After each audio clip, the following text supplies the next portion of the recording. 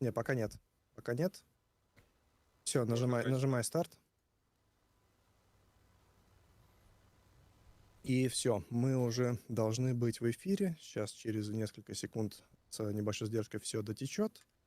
Да, я вижу, что картинка пошла. Друзья, всем привет. Всем, кто ждал стрим. 5000 практически сидела и смотрела наш тизер в ожидании эфира. Всем привет, ребята. Очень приятно, что такой интерес к Всем привет. обновлению, что вы все здесь. Скажите, как нас слышно, видно? Да, на всякий случай напишите, пожалуйста. В силу небольших технических накладок у меня вебки не будет, но я буду Славе ассистировать с чатом, а Слава вам будет рассказывать. Вячеслав Буланников, продюсер War Thunder, расскажет вам о грядущем обновлении «Небесные стражи». Судя по всему, со звуком у нас все в порядке, с картинкой все в порядке.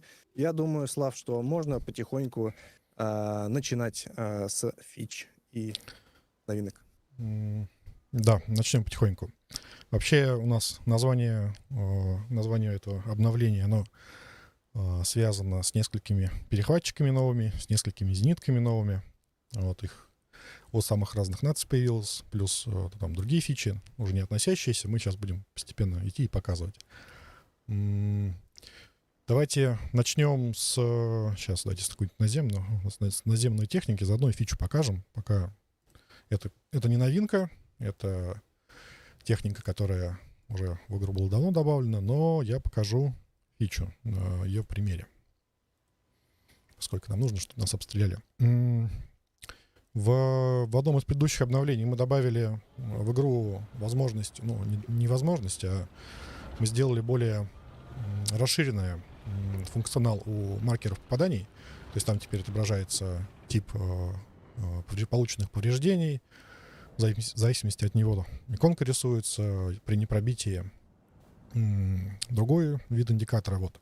Ну и у нас было пожелание много от игроков сделать, ну, кто-то хочет более аскетичный вариант, старый, кто-то хочет настраивать, вот поэтому мы добавили, вот я покажу в настройках, в танковых боевых настройках, вот есть различные опции, которые можно выбрать. Ну, в первую очередь, вот используется упрощенный индикатор попаданий. Визуальный вид его будет такой же, как раньше, просто красная дуга. Ну и, соответственно, здесь можно радиус, время на экране, и вот это все. Давайте сейчас выберем, едем в круг, сейчас нас обстреляют. Людей заинтересовали капли на экране в ясный день. Ну это, да, это такой баг небольшой есть при старте на миссии. Иногда код ошибается, считает, что мы под водой побывали. Надо исправить. Нюансы тестового сервера, в общем. Да. То есть, на самом деле, когда камера погружается под воду или идет дождик, тогда это включается. Но сейчас последний заряд расходуется, по нам попадут, и можно будет посмотреть. Надеюсь, нас не убьют этим попаданием. Да.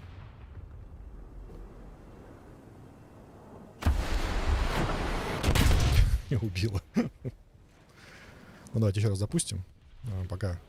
Заодно вы можете видеть еще одну фичу, очень важную для, скорее, совместных воздушных боев, но в совместных боях она служит как бы таким приятным дополнением, а вот в воздушных боях, мы сейчас тоже по ней расскажем, она, конечно, важна. Это вывод информации, чем именно вы были поражены, каким типом боеприпаса. То есть, ну, в танках это не так критично, потому что ты можешь посмотреть анимацию киллкамеры, там будет видно, подкалиберный снаряд это либо это кумулятивный, либо это ракета, ну, то есть там все понятно. А вот для самолетов это очень важная вещь, потому что не всегда понятно, какой именно ракетой вы сбили и что вы сделали неправильно. По-любому станем все-таки. Мне кажется, в танках это тоже важно, потому что когда тебя убивают, да, понятно, но ты можешь видеть твоих тиммейтов, с помощью чего забрали, каким снарядом. Ну, я думаю, что да, во-первых, мы видим вот это вот, соответственно, тип ракеты, но если мы сами будем стрелять, то же самое будет. Мы тоже будем видеть таким выстрелом. Чем вас забрали, в общем? Да, чего ждать? Да. Но в самолетах это особенно важно, потому что понимаешь, что именно ты сделал неправильно. Была ли это тепловая ракета, и ты, например, Дипольный отбросил. Да, Зажатие. ну, либо ты слишком на форсаж жал, да, и мы вот поменяли недавно, доработали сигнатуру двигателей, и на форсаже теперь светится самолет очень сильно, поэтому даже при отбросной ловушке, если ты форсаж не убрал, то у тебя все равно ракета может видеть из-под ловушек. Поэтому это важно. Ну и когда радийная ракета тоже, это важно, потому что, значит, ты неправильно встал в маневр 3.9, не отбросил ловушки, вот что-то такое. То есть в целом мне самому, как игроку, который очень много играет в авиационные именно бои на самолетах максимальных рангов, с ракетами, с радарами, это всегда было интересно. То есть, а чем же меня сбили?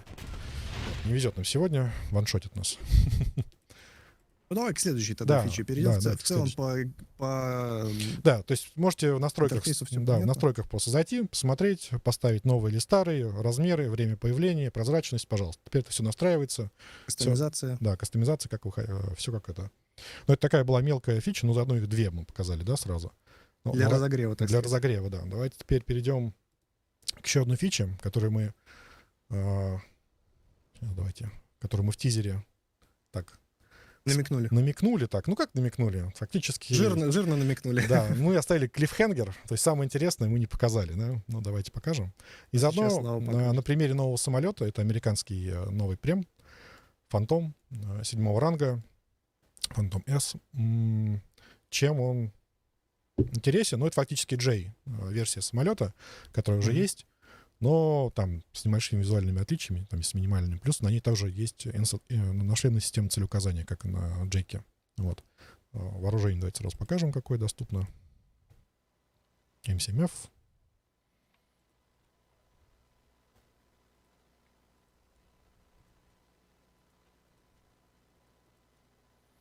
H-сайдвиндеры, бомбы, ракеты, Спарроу. То есть полный набор. Давайте даже вот так возьмем. А сколько суммарно можно воздух-воздух прицепить? Ну, как на всех фантомах, до 8. Это если, соответственно, 4 ракеты средней дальности и 4 ракеты для ближнего боя Sidewinder. Давайте. Делаем пробный вылет. Так, день, облачность. Вроде бы все нормально. Сразу, конечно, много в чате вопросов про конкретную какую-то машину. Можно ли там катапультироваться? Ну, давайте пока покажем, как это выглядит, да?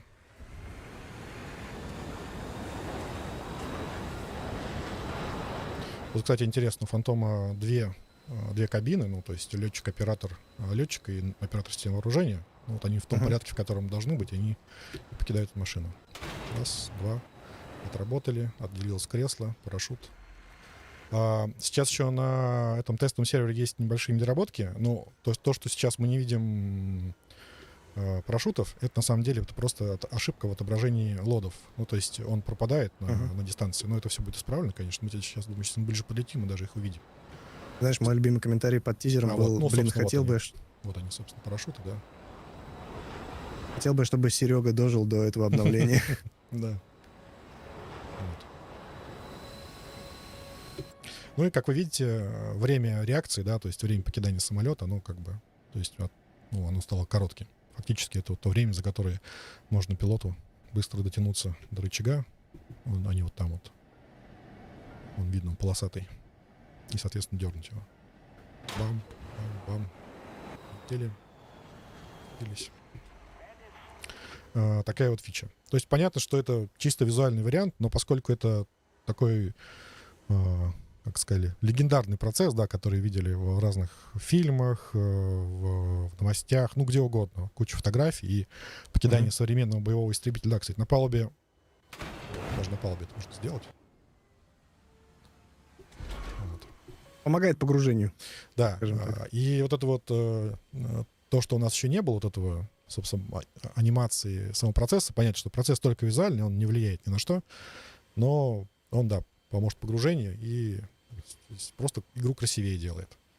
А у вертолета будет что-то такое? Да, но я знаю только 2 вертолета с такой системой. Мы планируем на ним тоже добавить. Там чуть более сложный процесс, ну, имеется в виду К-50, К-52.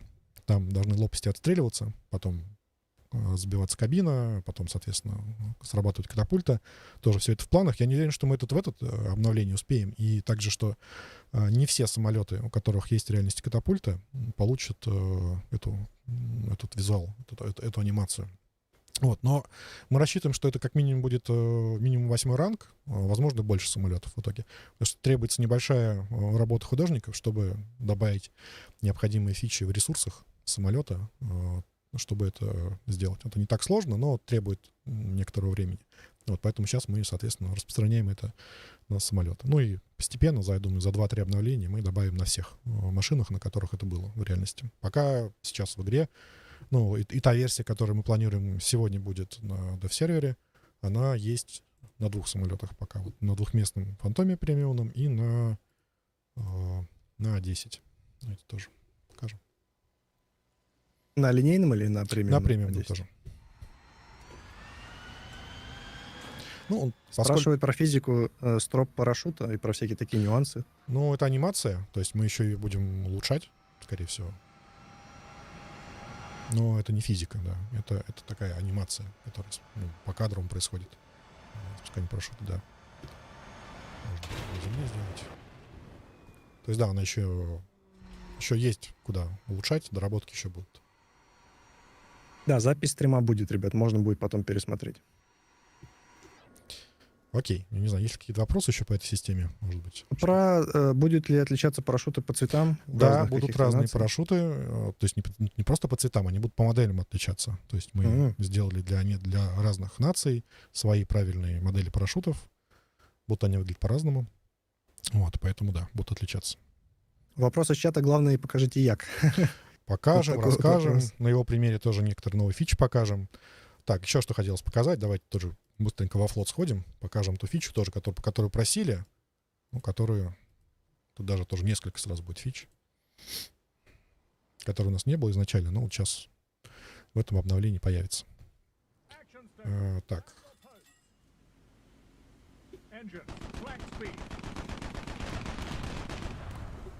Сейчас мы перезарядим катапультный самолет. Активируется, я покажу. Можно ли будет катапультироваться от первого лица еще? Вот популярный вопрос. Ну, катапультироваться будет можно, но анимация будет такая же. То есть камера будет переходить в третье лицо, соответственно, и... Возможно, в будущем мы доработаем процесс еще, и чтобы и на модели от первого лица это как-то было, но пока я ничего обещать не буду, и пока мы делаем именно от третьего лица, ну, как самый распространенный вид. Так, значит, активируем катапульту, запустим. Тут сразу 2 фичи. Первый — контент, новый гидросамолет для американского флота. Этой модели у нас еще не было. И второе, та фича, которая есть у дронов. Собственно, мы ее подключили и для самолетов, гидросамолетов управляемых. То есть, да, теперь можно повесить самолет, то есть, чтобы он над какой-то зоной летал по кругу, ну, а самому, соответственно, вернуть под управление корабль, а на самолет время от времени возвращаться, ну и, соответственно, чтобы он не улетел куда-то, где он будет сбит. Ну, то есть, такое небольшое тоже улучшение. Дальше, кстати, новый дым, новый эффект. Тоже мы их оптимизируем, дорабатываем, прикручиваем новые фичи. В данном случае, то есть тут больше стало эффектов, которые тень отбрасывают, потому что некоторые у нас там не были. Не стал такой более густой, более разнообразный. Вот. Это что касается вот этой фичи с гидросамолетом и с возможностью его по кругу отправить. Спрашивают, будет ли новый эффект перехода на сверхзвук. Да, И, видимо, этот человек посмотрел тизер Да, и это приметил. новый эффект перехода на сверхзвук. Давайте мы его тоже покажем. Но на примере, я даже не знаю, что-нибудь еще дать. Мы быстренько покажем еще вертолет американский новый. Интересная машина, очень мне визуально очень нравится. Будет располагаться... Little Bird. Да, Little Bird. Легендарный. Вот она будет так вот в боковой ветке располагаться. Предварительно боевой рейтинг будет вот в районе этого. Интересен тем, что он очень небольших размеров, но при этом все, что нужно настоящему боевому вертолету, он на себе несет. И неуправляемые ракеты, и управляемые, и пулеметы. Давайте покажем подвесное вооружение. Вот вариантов, да, даже создадим. Давайте Какое пробитие у пулеметов? Ну, это 12-миллиметровый пулемет. Собственно, вот можете на пробитие Браунинга ориентироваться, да. Так, давайте нужно мне прокачать что-то сейчас, да, у меня не вкачано. Секунду. Вот БМПшкам нужно бояться или нет? Ну, Браунинг БМП пробивает, особенно сверху. Поэтому, да, нужно. Ну, давайте покажем, какое пробитие. Стандарт пробивает 49 миллиметров. Ну и плюс здесь используется подкалиберная пуля, американская, современная. Поэтому, да, нужно бояться. Легкобронированные цели, колесники какие-то, возможно, китайские БМПшки. Да. Давайте сейчас мы соберем какой-нибудь сетап интересный. Так, ну, 7,62 пулемет не очень интересно, да? Вот 12,9. Но тут он блокирует, то есть он довольно крупный, поэтому все, что можно здесь повесить, еще кроме этого, только уже обычный пулемет маленького калибра. Мгм. Поэтому, то есть это только внешняя подвеска с другой стороны. Давайте туда Hellfire подвесим. Так он выглядит. Давайте ровно выглядит быстро. Очень маленький самолет. Очень маленький вертолет, очень компактный, очень юркий, маневренный. Вопрос немножко не по теме. Да. Будут ли разные модели БПЛА разведывательных для всех наций? Или они будут одинаковые? Если имеется в виду именно вот эти вот, которые привязаны к Маленькие. наземной технике, то нет, мы не планируем это разделять, потому что их сейчас, сумасшедшее количество, я не знаю, только ленивые не делают БПЛА такого размера, поэтому тут каких-то отличий, те, которые мы бы хотели показать и отобразить и дать их разным нациям, да, их пока нету. То есть мы в целом рассматриваем это как такое универсальное средство разведки. То есть хоть коммерческое, хоть военное, поскольку сейчас мы знаем современных конфликтов и коммерческие используются модели, и военные.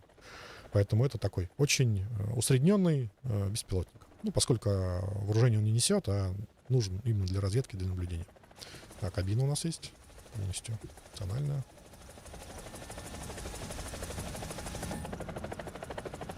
Что с управлениями, почему не работает? Стрельба. Потому что это палка оружия. Да, к сожалению. Будет ли выбор... У меня звук не идет, поэтому я не могу слышать, насколько там хорошо или плохо. Слышно, как стреляет. Не, игру слышно... Хорошо, да? Игру слышно нормально, ребята слышат, да. Давайте. Все хорошо со звуком. Близко Будет ли система выбора вооружений у ударных дронов? Не очень понимаю, что такое, что имеется в виду. То есть... Может быть, поменять вместо двух, например, ракет на что-то возможно, другое? то есть имеется в виду подвесное, то есть другие подвесы вариантов. Да. Да, мы обсуждали, и более того, на отдельных у нас реализовано. То есть вот у нас, насколько помню, на Орионе это уже потенциально реализовано, но я думаю, что в каком-то из будущих обновлений, может быть, добавим. Точно так же, как в самолетах. Вы можете самолет даже взять с разными подвесами, там, с бомбами, с ракетами и тому подобное, да.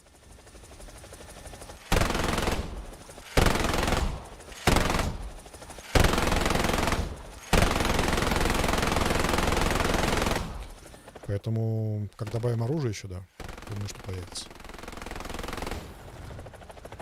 Что, можем потихоньку к следующей, наверное, фиче переходить? Давайте покажем тогда, что еще покажем. Переход на сверхзвук. Переход на сверхзвук, но я думаю, сразу заодно и с новым самолетом покажем, да? Я думаю, что можно перейти будет бахнуть уже, соответственно, одной из звезд этого. 2 в 1. Не этой. Про ту звезду мы отдельно поговорим. Но давайте теперь про Як немного. Очень интересный самолет, не пошедший в серию, но прошедший множество испытаний. Фактически уже в таком более-менее завершенном виде он был. Во время испытаний произошла авария одного из летных прототипов. И это уже было на рубеже крушения СССР. И, соответственно, у военных с деньгами было все не очень хорошо. Плюс у них была уже какая-то предвзятость на вертикалке. И проект в итоге закрыли, хотя был он довольно многообещающий, как самолет для увеличения боевой мощи даже не полноценных авианосцев, а всяких вертолетоносцев и тому подобное, он мог пригодиться. Поставил множество рекордов, в том числе по подъему, по скороподъемности, по-моему, по подъему груза за заданное время на определенную высоту, еще что-то такое. И это сверхзвуковой самолет, самое главное. Давайте покажем оружие доступное. 2400 максимальная скорость.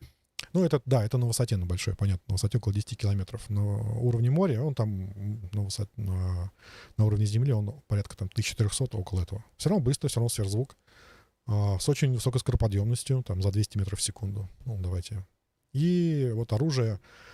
Из управляемого оружия тут только противовоздушное оружие, то есть воздух-воздух.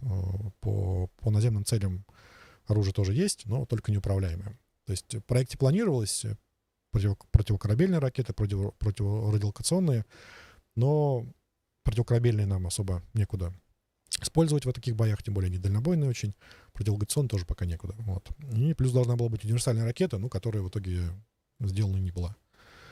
Про ракеты много вопросов, про Р-73, в том числе не только у Нет, Яка, но и у Р-73 МиГа. пока не будет, и в этом обновлении мы эти ракеты не добавляем, поскольку считаем, что в целом статистика показывает, что после всех изменений, что в F-16, что в МиГ-29, они теперь находятся более-менее в балансе, и вот прямо сейчас нового витка гонки вооружений с новыми ракетами не требуется. Ну, давайте слетаем, пробный вылет. Так, запас топлива 10. Все-таки 20 минут возьмем. Бум-бум-бум. Окей. Ну, то есть я думаю, что в какое-то время появятся такие ракеты, потому что в том числе появятся самолеты, которые несли только такие ракеты, и Р-60, например, на них не предполагалось. На этом самолете предполагалось и Р-60, и Р-73, как более современные ракеты. Вот. То есть когда-то они будут, правильно? Когда-то они Просто появятся, да, и, возможно, они появятся даже и в боекомплекте уже существующих самолетов, как МиГ-29 или как Як. Так, давайте меняем угол вектора тяги. Еще интересно, у этого самолета у него максимальный угол отклонения сопла основного двигателя, он больше 90 градусов. То есть он на самом деле чуть-чуть вперед даже может смотреть, но это вот видно, да, вот по наклону. Вот. Давайте. Двигатель гораздо более мощный, нежели чем на Яке. Поэтому взлетаем легко и очень быстро разгоняемся. Берем шасси. Это не тот же, да, двигатель, что у МиГа? Нет, это, насколько знаю, другой двигатель. Но мощный тоже. Немножко разгонимся в горизонтальном полете. Так, все. Вот.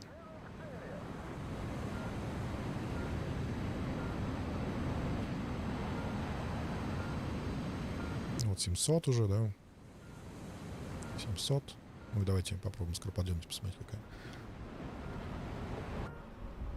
Вот не выведено топливо. Насколько он быстро топливо выжигает и что по подвесным бакам? Давайте посмотрим. Я почему-то здесь не вывел. Так, авиационные. Так, топливо.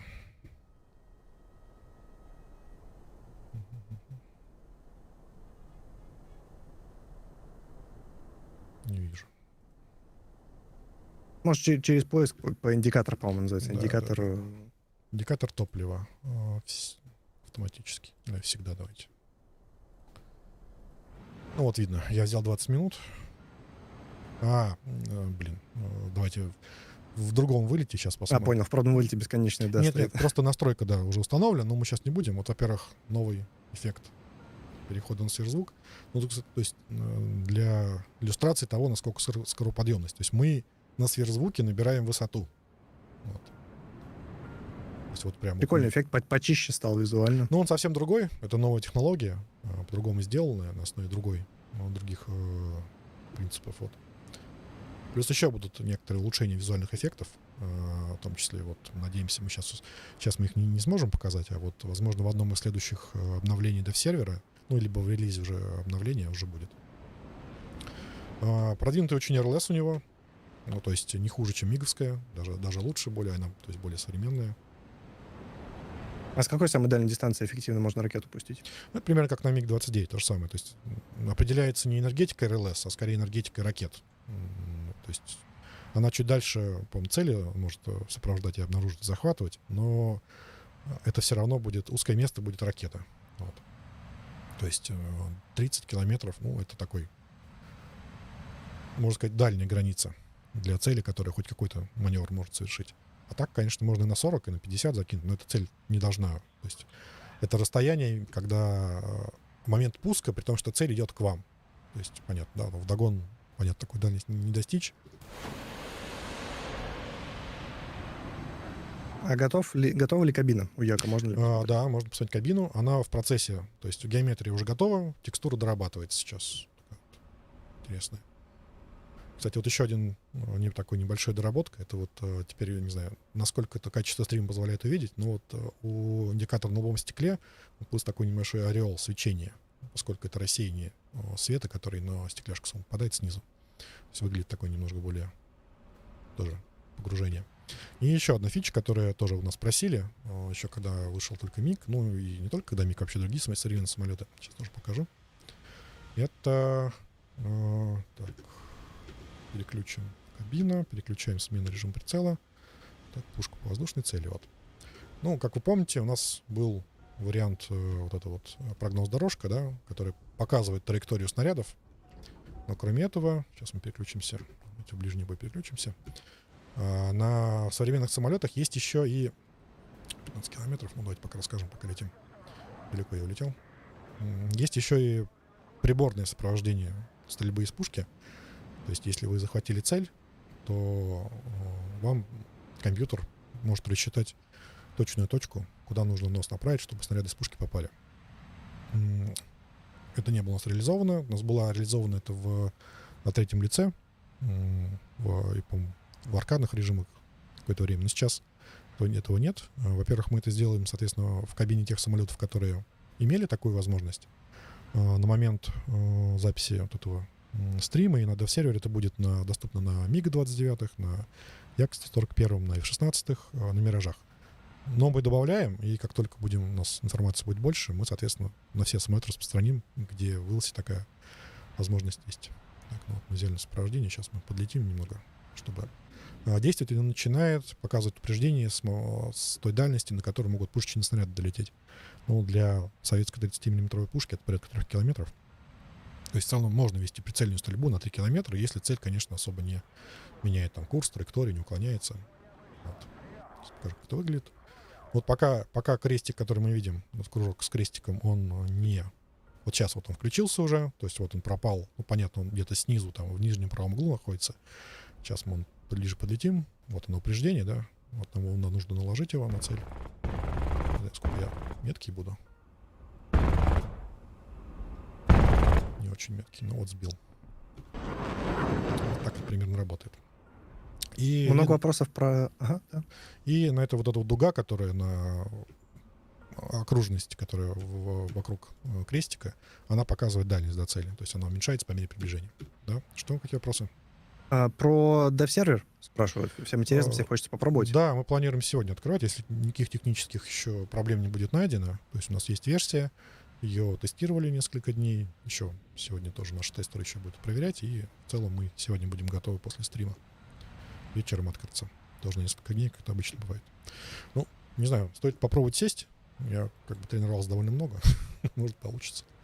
Ты хочешь вертикально сесть? Ну, конечно, или... да. Ну как, вертикально, конечно. А горизонтально на этот корабль я не смогу сесть, у него нет аэрофинишеров. Вот, пока могу поотвечать на какие-то вопросы, возможно, еще которые есть. Давай, сейчас посмотрю. Спрашивают про новую анимацию форсажных камер. В целом, это и под тизером тоже, по последним роликам писали.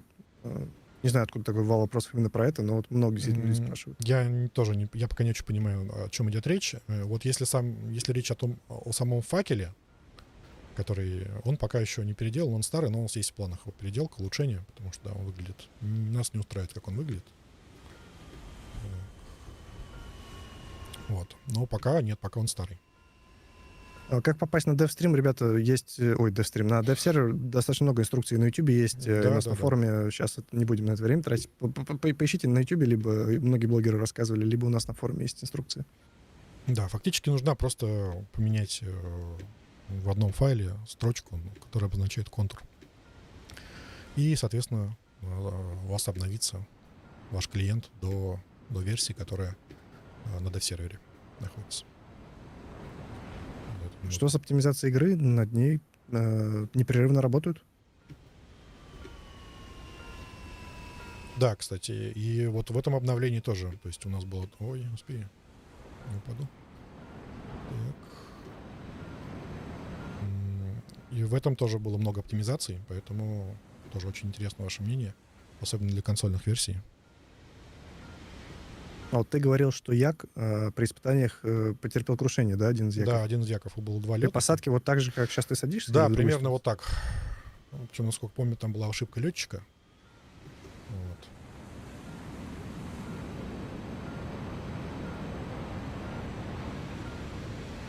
Но он на другом корабле, насколько я помню. Это, по-моему, как раз был Кузнецов. Тогда он назывался, уж не помню, как назывался тогда. А это Баку? Это Баку, да.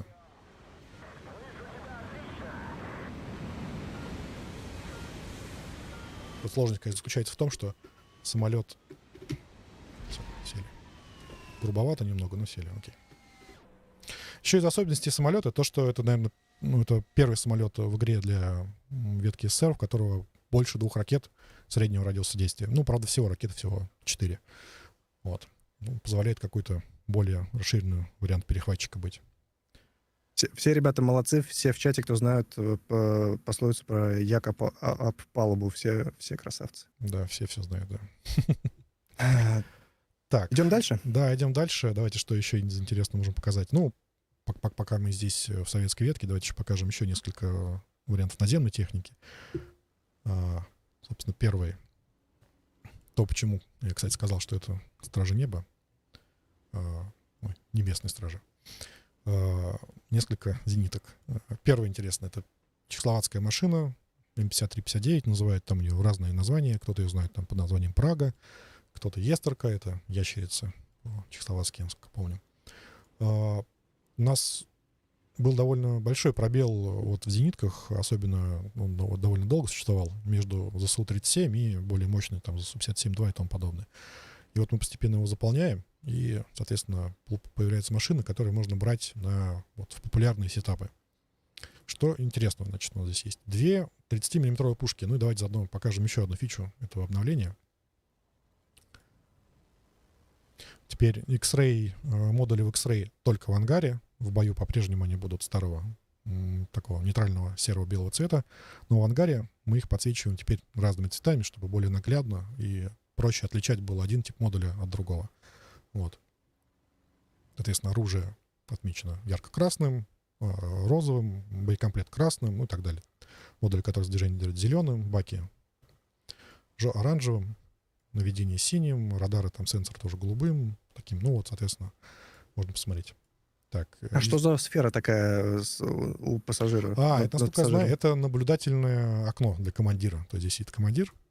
То есть это не какой-то супер девайс 3000, это Нет, просто это просто как-то блистер. Это называется блистер, да. Что из интересного? Очень мощные пушки. Но тут это снаряд по типу как у Швака, как у ВЯ. Ну, то есть в оболочке там более твердый сердечник из более твердого металла. Но пушки все равно мощные. Снаряды скорость там за 1000 метров в секунду. Пробитие серьезное. Да, серьезное пробитие. Для зенитки. Да. И неплохая подвижность, кстати. Давайте сходим. Пробный выезд.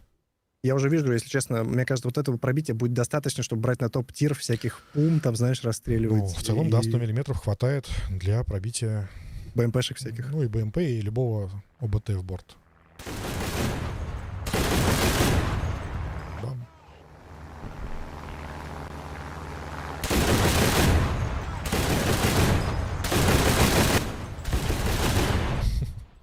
И второй крыло отрезан. Давайте посмотрим на подвижность. Не могу сказать, что она слишком какая-то выдающаяся, да, но и нельзя сказать, что это прям очень медленно. Ну и есть такой вот известный лайфхак, да? Да. Потратить час боекомплекта на разгон. Секретный форсаж. Да. Мне нравится, знаешь, какая уютная такая армированная бочка у стрелка. Закрыта Да. со всех сторон. Кстати, еще из интересных реальных особенностей этой машины, то, что у нее вот эта вот орудийная установка, ну, кстати, видно, да, она видите, она на опорах. То есть она могла сниматься с машины, мы этого реализовывать не будем, смысла пока в этом не видим никакого. То есть машина приезжала, расчет подготавливал позицию для орудийной установки. Вот там есть специальная рампа сзади, она раздвигалась, на специальной лебедке все вот это вот устройство сгружалось в окоп, ну и, соответственно, получалась такая стационарная орудийная установка в закрытом виде. Вот. А ты прямо можешь стрелять, когда Да, едешь? я могу прямо стрелять с небольшим... То есть, ну, в целом, перед собой стрелять можно. То есть, да, я понимаю, что здесь болезнь у отдельных... Ну, не болезнь, а особенность. Ну, игроки считают это за болезнь, да? Что вперед стрелять нельзя по ходу движения. Тут в целом стрелять можно. Углы не выдающиеся, но танк перед собой, я думаю, можно стрелять. Но, понятно, а на борт углы уже как бы еще меньше. Вот такая вот машинка. Вопрос, будет ли каска защищать стрелка, чтобы ему не поставили хедшот. Ребята, от хедшота вряд ли спасет. Но, может быть, какие-нибудь там осколки дальние, разве От что. хедшота, то есть даже винтовочной пули ни одна каска не спасает. Поэтому какой смысл? И давайте еще более современный, да, покажем. Тоже зенитку, но уже совсем. Тоже звезда обновлений, звезда тизера, мне кажется. Слушай, а вот выхлоп у техники есть. Это баг или фича? Да, то, что в ангаре он сейчас отображается, это баг. То есть в ангаре не будет отображаться, но он, кстати, новый. То есть выхлопы, эффект выхлопов на танках будет новый и на кораблях. Слушай, ну кабина, конечно, шикарна. Все в комментариях уже написали, что там Новый год 3 раза в год, и все, конечно, дико кайфуют с кабины Мгм. КамАЗа. У нас между обновлениями, то есть после последнего большого обновления были, или даже в нем, насколько я помню, были э, изменения в реализации, в работе РЛС, и там более по актуальным данным настроили точность сопровождения, поэтому Тунгуск сильно пострадала в этом плане, то есть ее точность сопровождения довольно сильно пострадала, поэтому необходима была более современная машина, которая могла, в принципе, ту же эффективность показывать, но Панцирь, возможно, более эффективен, поскольку все-таки у него есть первая особенность стрельбы схода. Давайте сейчас захватим.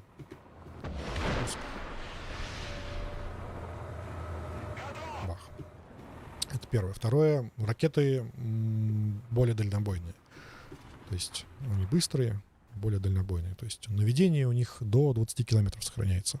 Но понятно, что на такой дальности, даже на дальности 16-15 километров, поразить цель можно только ту, которая летит прямо и не маневрирует. Вот. Еще А какая дальность у них? Теоретически до 20 километров.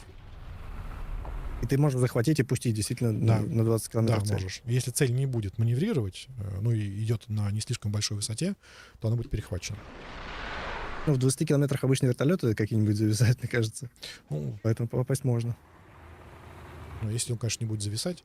Из особенностей ракета, вот у данной машины и практически у всех ЗРК в игре у нас будет переработана физика полета ракет, она станет более физичной, поэтому у Панциря такая особенность, что ракета пока разгоняется, она плохо управляется, поэтому стрельба по наземным целям довольно большая мертвая зона. То есть по наземным целям стрелять можно, но пока ракета будет, сказать, да, пока она в какой-то более-менее управляемый полет переходит, у нее она не управляется, то есть не наводится толком. Вот, можно посмотреть, да. Вот сейчас вот попали. Вот если выбирать между Тором и Панцирем, ты бы что выбрал? В целом, наверное, Панцирь. То есть это все-таки более современная машина. Плюс еще из особенностей она... Ну, Тор у нас тоже, по-моему, стреляет на ходу. Я не помню, вот эта версия, которая у нас сейчас есть или нет, но есть машина Тора, которая на ходу стреляет. А еще она может... есть пушки, понятно, да? И она может до 4 целей одновременно обстреливать. Но для этого цели должны находиться в секторе всего 45 градусов. Не знаю, получится ли мне сейчас показать этот. Здесь есть одна цель. Да. Вот вторая как раз вот видно, да, на экране сверху. Вот здесь видно. То есть тот угол, в котором цели можно еще обстрелять. То есть, в котором мы сопровождаем цель, но при этом еще и ищем ее. Поэтому, в бою это будет применимо только если очень плотные группы идут цели. Так обстрелять можно. А если мы все-таки попадем в танк, в теории можешь показать, какое пробитие у ракеты? Там взрывчатки не очень много. То есть это такое... Ой, так, ракета. До 60 миллиметров, но это прям точно в крышу попасть. Вот. Легкие цели, легкобронированные машины повредить можно, но... По БТ в лоб, в общем, не пробить, даже если только попасть. если куда-нибудь под башню, в крышу, прям в прицел очень-очень близко попасть. Вот что-то такое. Ну и да, кстати, по маневренности Тор, конечно, более приемлемый. Все-таки эта машина... это все-таки грузовик изначально, да, и центр тяжести высокий, шатает, и проходимость хуже, то есть тоже есть свои минусы. А можешь кабину еще показать, посмаковать покрупнее? Ну, тонировка не по ГОСТу, конечно. Там бронестекло, на самом деле. Это машина, которая носитель, она бронированная, но это такая небольшая хитрость. Пока у нас нет современных обмундирования для современных расчетов ПВО для таких машин, мы кабину прячем. Вот. Но как только она появится, как вот она появилась в обновлениях у шведов, по-моему, у кого-то еще. Там японские водители, по-моему, японские, да, шведские, да, другие, соответственно. То я думаю, что и тут мы немного тонировку. Ну, тоже видно, да, насколько машину при стрельбе качает. А вот если прям на траверс стрелять, тут видно все, да? Давай, наверное, перейдем к давайте. следующим фичам, Да, давайте к чтобы следующим побольше фичам. успеть показать. Сейчас, секунду.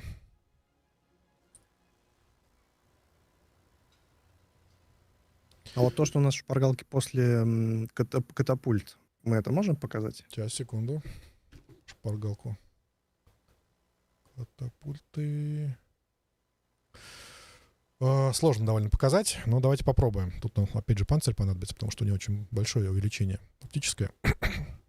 Да, мы дорабатываем систему визуальных повреждений на самолетах. Сейчас мы попробуем сбить.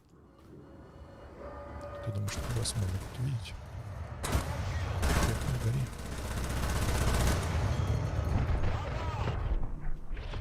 гори. Их нет. Слишком он быстро падает. Сейчас попробуем этот самолет сбить.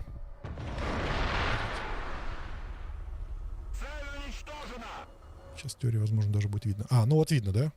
Я думаю, видно. То есть... теперь, Обугливается. да, у нас есть процедурные эффекты визуальные, процедурного обугливания, обгорания, обшивки на самолетах. То есть в зоне, где пожар горит, там топливный бак, двигатель, что-то еще, что может гореть на самолете, там будет такое почернение постепенное. То есть по мере распространения пожара оно будет увеличиваться. Ну и, соответственно, вот сейчас мы видим это.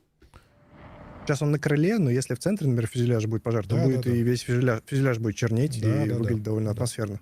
Да, плюс там еще мы добавили еще одну фичу, которая, конечно, с такой дальности еще сложнее показать. Но сейчас попробую писать ее тоже.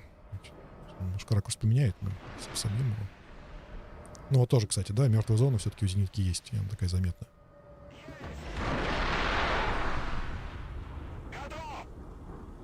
Тоже, к сожалению, без пожара, не видно. Вторая фича — это поражение осколочное от ракет, от снарядов с неконтактными взрывателями. У нас их сейчас нету на продакшене. Тут мы сделали новую систему, которая специальные такие процедурные тоже декали накладывает от потока осколков. То есть в зависимости от ракурса прилета ракеты, от ее мощности, от точки взрыва, от дистанции до цели, будет вот этот осколочный узор повреждений на самолете, будет все время разный. То есть реально проверяются те части, куда попали осколки, и в них специальные декали накладываются таких пробитий от осколочных.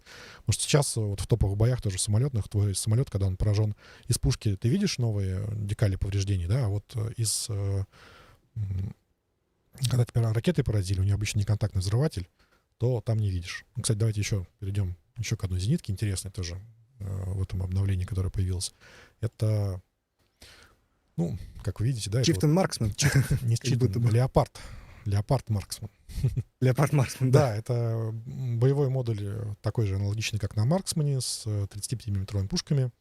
А вот ходовая часть взята от Леопарда. Причем, насколько мы знаем, даже не вынуто было бронирование. Соответственно, из плюсов каких? Очень высокая подвижность. Давайте сейчас посмотрим, что он...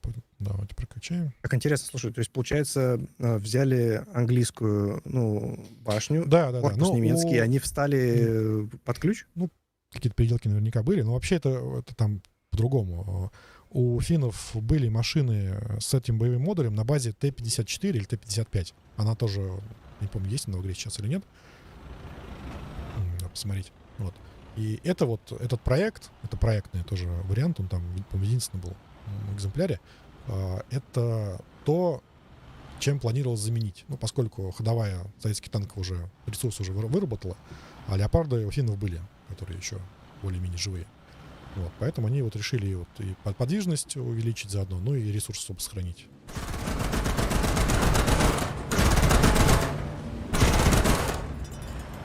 Ну, как бы подвижность очень высокая. Ну, она леопардовская. Слушай, к слову про подвижность, и раз уж мы про Марксмана заговорили, Да. можно быстренько с тобой показать новый Чифтен, насколько он хорошо, насколько он действительно быстрее стал? Да, давайте покажем новый Чифтен заодно. Не Чифтен только, а Ой, Чифтен, извините, Челленджер. Челленджер второй, да.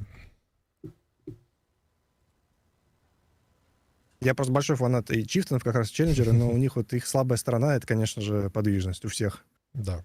Новый топовый Челленджер, экспортный вариант с... Так, это у нас сейчас воздушный аркад. Давайте сменим, чтобы... Такой реалистичный. Чтобы показывал 1500 лошадиных сил, движок новый. Не уверен, что название корректное сейчас. Мне кажется, что это должно быть вроде бы был немецкий двигатель. Возможно, еще не доработано. Давайте. Ой. Сходим тоже в пробный выезд. Танк все равно довольно тяжелый, но с новым двигателем должен быть заметно более шустрым. Плюс новая трансмиссия. Раз новая трансмиссия, значит новый задний ход. И у тепловизор у командира, наводчика. По-моему, даже у водителя тоже тепловизор. Задний ход. Давайте сейчас разгонимся вперед, посмотрим, да, как он разгоняется. Ну, 47. Ну, колесники вряд ли какие-нибудь обгоним, но это уже прям наравне с хорошими быстрыми ОБТ. Да, это, я так понимаю, что это сходно с Абрамсом в топовом варианте и со всей дополнительной броней, то есть по отдельной мощности, по динамическим характеристикам. 50 мы по дороге, по пересеченке 53. Ну, давайте задний ход посмотрим. Ну и задний ход, да. Гораздо Слушай, более ну это приятный. сказка, а не задний ход, я хочу сказать. Да, и еще из приятного крупнокалиберный браунинг. Это всегда приятно. Мелочь, но... А где он будет находиться? Он будет продолжать ветку челленджеров. На ветку, которая будет рядом с ним, у нас другие планы. Там тоже интересные машины появятся. Неожиданно. То есть он будет после Black Knight, получается? Да. Ну, поскольку он самый подвижный, то, думаю, справедливо. Возможно, в будущем мы перекомпонуем немного ветку, какие-то машины соберем в пачке, но пока вот так вот планируется. Так, ну давайте еще одну звезду, тоже, которая засветилась у нас в тизере, которую тоже долго ждали. Это Торнадо F3. Торнадо в варианте перехватчика. Такой вот красавец. Самолет, насколько я знаю, несет только оружие для поражения воздушных целей. То есть это чистый перехватчик с новыми ракетами Skyflash, Supertemp. Они в рамках игры имеют небольшое отличие от уже имеющихся Skyflash, но они немного лучше. Давайте тоже пробный вылет.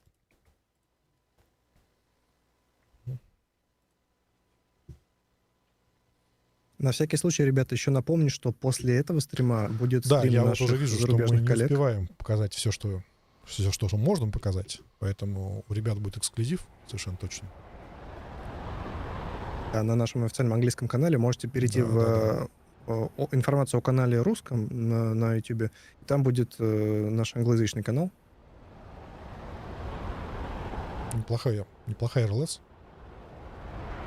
С большим углом обзора, с хорошим скоростью сканирования. Вот сейчас цель к нам летит почти перпендикулярно, поэтому мы ее теряем. Давайте вот более высотную цель попробуем поразить. Сейчас мы сменим режим, еще РЛС.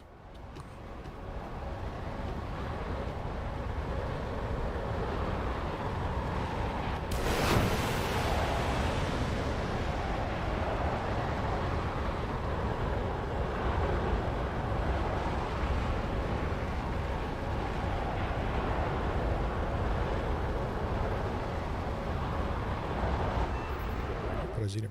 Успешно. Топливные баки Ну, брать не обязательно. Они, во-первых, сбрасываемые, во-вторых, они опционально подвешиваются, поэтому это на ваше усмотрение. Нужно вам или не нужно больше топлива. Но самолет с большим количеством вооружения, 8 ракет, мне кажется, это приятное дополнение. И плюс сам по себе Торнадо довольно быстрый самолет, динамичный. Да, это не истребитель завоевания превосходства в воздухе, не такой маневренный, возможно. Но при своей тактике, при правильной тактике применения, думаю, что может быть очень эффективно. Именно за счет Но по того, ЛТХ что... он схож. Да, Да, он схож с Торнадо в игре. теми торнадо, что есть. То есть он, да, сходен с ними. Да, пушка у нас осталась только одна. Ну, та же самая, 27 мм Маузер. Перейдем дальше, Да, чтобы успеть давайте побольше дальше. показать.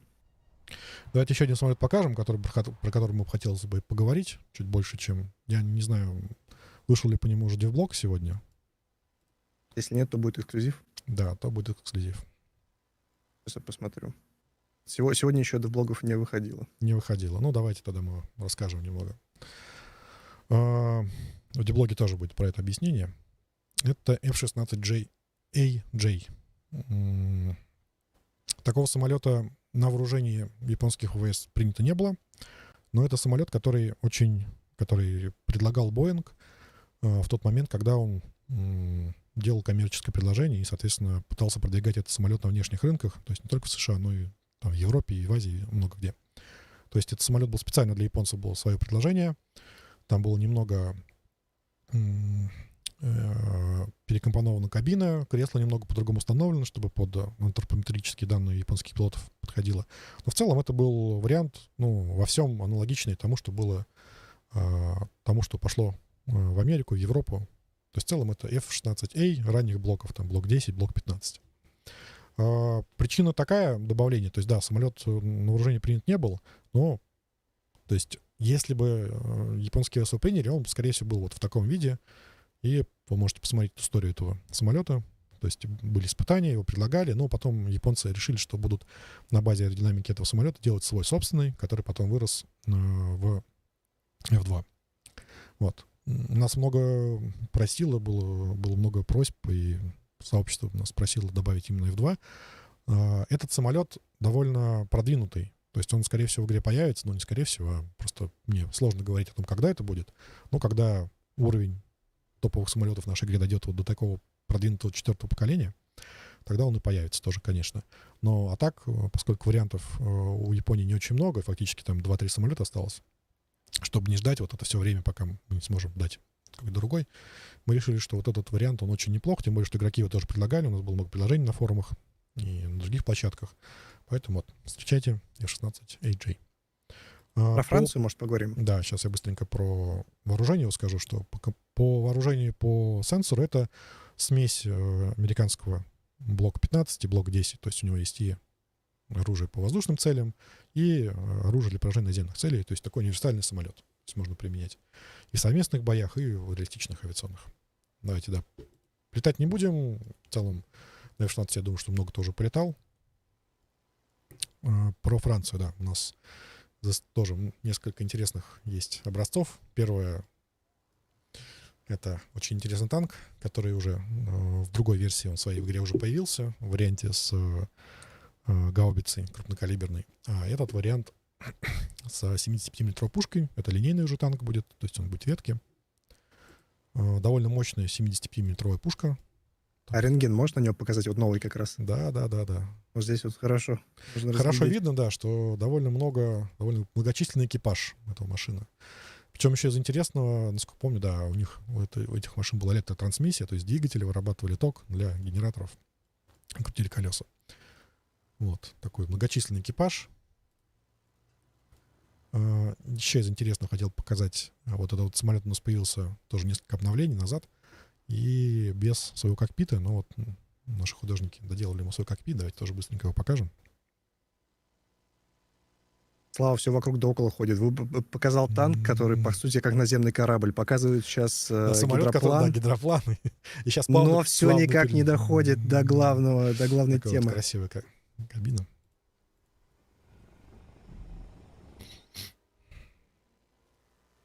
Долгожданное пополнение. Да.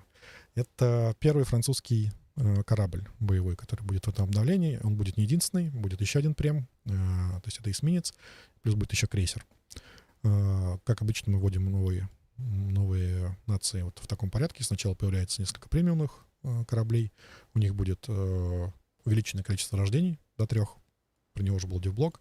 Такой интересный эсминец. Французские корабли довольно самобытные. У них собственное вооружение. То есть 140 мм, 138,6. Орудие почти крейсерского 6-дюймового калибра с мощным довольно снарядом. Ну, с умеренной начальной скоростью, но довольно тяжелый снаряд и с большим количеством взрывчатки. Что у нас тут? 5 орудий, 2 трехтрубных торпедных аппарата, небольшое количество зенитной артиллерии. Еще тогда не было понятно, как много зениток нужно. Давайте сходим в пробный выход. Полная ветка мы рассчитываем, что появится в одном из следующих обновлений. Пока рассчитываем на следующее после этого. Но если все запланировано, будет готово.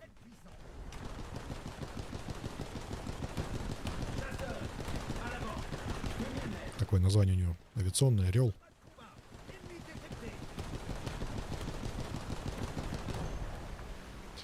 Для французского флота сейчас я не уверен, поскольку я не слышу игру из-за технических наших сложностей такой трансляции. Я не уверен, какая сейчас слышна озвучка в экипаже. Но мы планируем, что будет национальная французская озвучка тоже. Французская. Мне тут наш Французская, да? закадровый режиссер подсказывает, что французская озвучка. Окей, ну замечательно.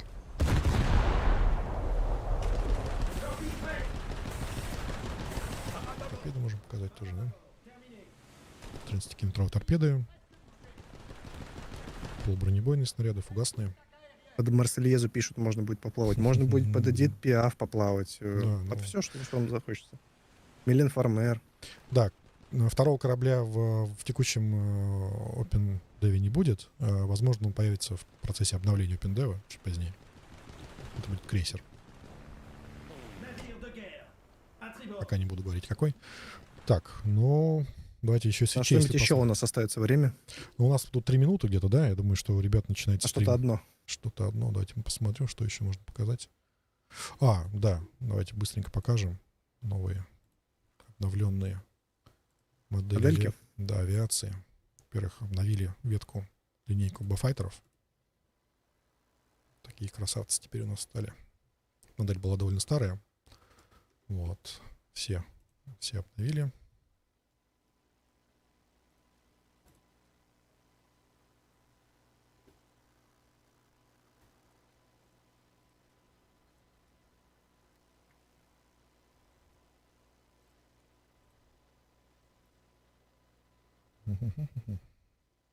Я помню, когда я только начал играть в War Thunder, в аркадных воздушных боях Бафайтер котировался вообще лучше всех, 4 потому пушки, что у да, него было во лбу, больше конечно. всего двадцаток, Да. был живучий. Ну, давайте я еще очень быстро засвечу. Я думаю, что много вопросов по поводу немецкого самолета, да, что же там немцам дали. Подробнее уже про это расскажет, я думаю, что на втором стриме. Ну вот, я думаю, на этой оптимистичной ноте. Какой клиффхенгер. Да, Слава. это уже ребята нам расскажут, покажут. У самолета пока нет кабины, потому что это 9.12 версия самолета, там немного другая кабина, мы ее ждем. В релизе обновление нам будет, но пока без кабины. Кое-что еще, Слав, засветили в наземке, так сказать. Тоже из новинок.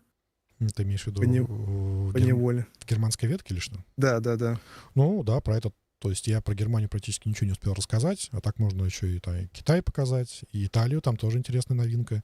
Да, это на западном стриме. Да, уже. на западном стриме, потому что вот за час то количество контента, фичей, которые успел рассказать, ну вот все.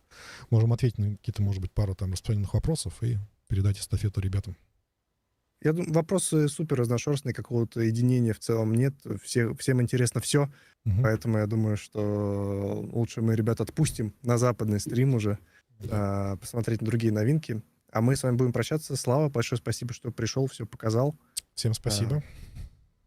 Да, ребята, Всем вам пока. спасибо, что Ждем пришли, их на смотрите. стриме, ждем на дев-сервере, ждем вас на основном сервере, когда выйдет обновление.